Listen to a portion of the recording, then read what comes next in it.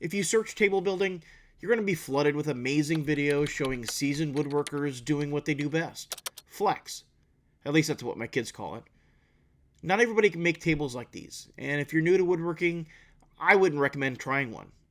At least not on my first project. Instead, I might start with something that incorporates aspects of these more complex builds, but on a smaller scale. What I would suggest is a project that provides a level of difficulty that will make you proud of what you accomplished, because in the end, that's what it's all about.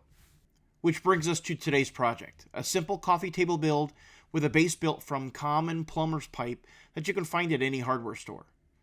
For the top, I use a slab of walnut, but it doesn't have to be walnut. It can really be any slab of wood that is available to you. To start this project, you're going to need a slab of wood. Now, depending on where you live, the type of wood that is available may vary. This is a walnut slab that we picked up at our local sawmill. If you do not have the tools to properly flatten your slab, most sawmills will be able to flatten these for you.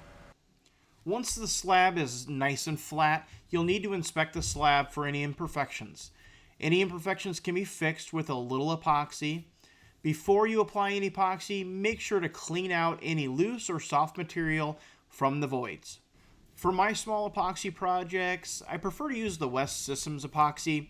It comes with pumps, so mixing it is super simple. Once the epoxy is mixed and added to the voids, use a torch to pop the bubbles that surface to the top. Just make sure to keep the torch moving. If you leave it in one spot too long, it will overheat and cause the epoxy to crack. Once the epoxy was dry, we moved on to everyone's favorite part, sanding. Next, we used the track saw to trim off the live edge pieces to make it nice and square. Then it was back to more sanding. Used the router to put a nice chamfer on the edges.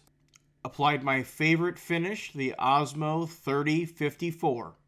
Once the finish was dry, we assembled the legs and got it ready for delivery. I hope you enjoyed this project. The biggest thing I'd like to leave you with is don't be afraid. Try something new. Till next time.